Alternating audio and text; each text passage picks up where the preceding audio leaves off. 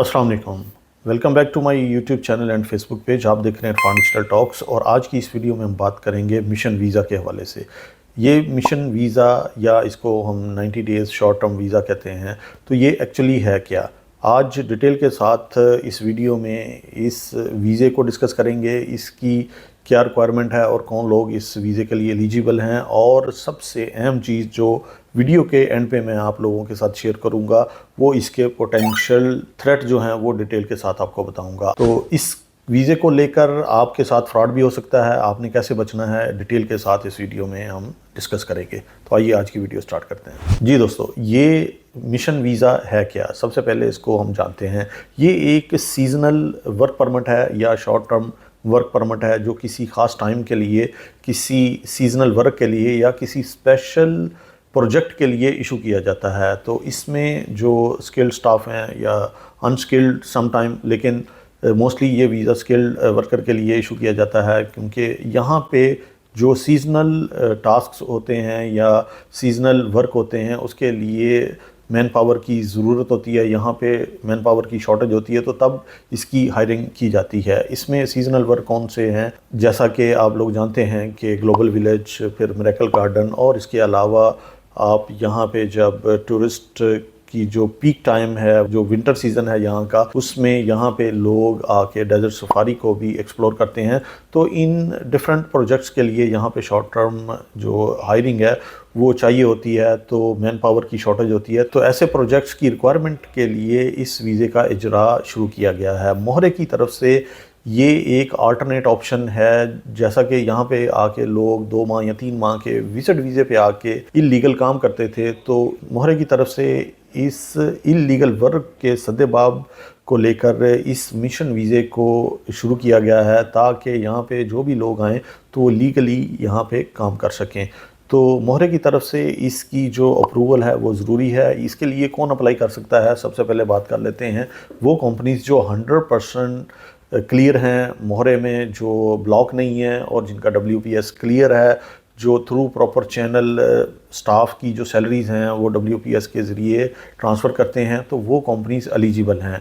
वो कंपनीज़ इस वीज़े का जो कोटा है वो अप्लाई करेंगी मोहरे में। इसके कोटे की अप्रूवल आने के बाद एप्लीकेंट की जो फ़ोटोग्राफ है, पासपोर्ट की कॉपी है, या उसके अलावा जो क्लियरेंस सर्टिफिकेट या करैक्टर सर्टिफिकेट है वो, प्लस उसकी जो रेलिवेंट एजुकेशन प्लस एक्सपीरियंस है, वो उसके जो डॉक्यूमेंट हैं वो मोहरे में सबमिट किए जाएंगे। इस एप्लीकेशन को सबमिट करने के बाद, एप्लीकेशन को रिव्यू करने के बाद उसकी अप्रूवल आती है। फिर ये शॉर्ट टर्म वर्क परमिट या मिशन वीज़ा जो है वो इशू किया जाता है। तो ये शॉर्ट टर्म के लिए ये वीज़ा इशू किया जाता है। इस वीज़े की जो टर्म्स हैं या इसकी ड्यूरेशन है वो क्या है? ये वीज़ा सिंगल एंट्री वीज़ा है। आप एक दफ़ा UAE में आ गए, अगर आप एग्ज़िट कर जाएंगे तो ये वीज़े का जो स्टेटस है वो ख़त्म हो जाएगा। जब आपने दोबारा आना है तो आपको फिर इस वीज़े को दोबारा से अप्लाई करना है, दोबारा से आपको एप्लीकेशन देनी होगी। आप जब यहाँ पे इंटर हो जाते हैं तो 90 डेज़ का आपको लीगल स्टे मिल जाता है, और ये एक्सटेंडेबल है किसी ख़ास सर्कमस्टांसेस की सूरत में। इसमें अगर कुछ फर्दर रिक्वायरमेंट है आपकी तो आपको ये एक्सटेंशन मिल सकती है फर्दर 90 डेज़ के लिए। इसके बाद आपको यहाँ से फिर एग्ज़िट करना है 90 डेज़, या फिर उसके बाद अगर आपको फर्दर 90 डेज़ की एक्सटेंशन मिलती है तो एक्सपायरी से पहले या ऑन एक्सपायरी आपको एग्ज़िट करना है इस कंट्री से। अदरवाइज़ आपके ऊपर अगर ओवरस्टे हो जाता है तो ओवरस्टे का भारी फ़ाइन भी पड़ सकता है, और आपको डिपोर्ट भी किया जा सकता है, और फर्दर फ्यूचर में ट्रैवलिंग बैन का भी सामना करना पड़ सकता है आप लोगों को। तो कोशिश करें अगर आप ये वीज़ा ले लें तो आप इसकी जो एक्सपायरी है उससे पहले या ऑन एक्सपायरी आप इस कंट्री को लीव कर जाएँ, एग्ज़िट कर जाएँ। और इसकी जो फ़ी है वो तकरीबन 3 से 4 हज़ार या 5 हज़ार दिरहम तक है, लेकिन ये वेरी करती है कंपनी टू कंपनी। और इसी तरह अगर हम 2 इयर्स के रेजिडेंट वीज़े की बात करें तो उसकी भी जो फ़ी है वो तकरीबन 7 से 8 हज़ार या 9 हज़ार, वो भी डिपेंड करता है कंपनी की कैटेगरी पे, तो वो भी वेरी करती है कंपनी की कैटेगरी की बेस पे। तो अब बात करते हैं पोटेंशियल थ्रेट्स की।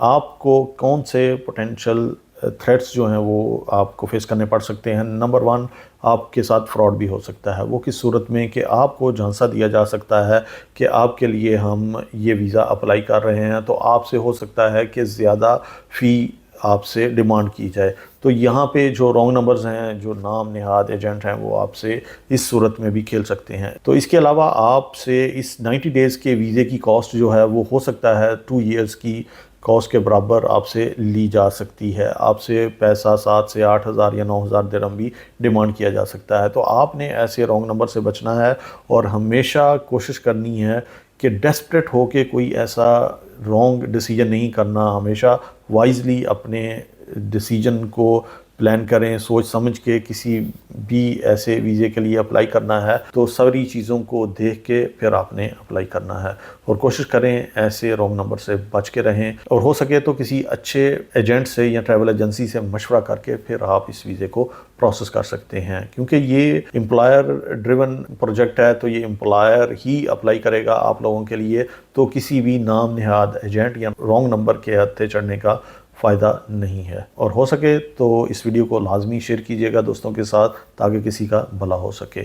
ایسی ہی انفارمیٹیو ویڈیوز کو دیکھنے کے لیے چینل کو لازمی سبسکرائب کر لیں۔ ملتے ہیں نیکسٹ اچھی سی انفارمیٹیو ویڈیو کے ساتھ، تب تک اللہ حافظ۔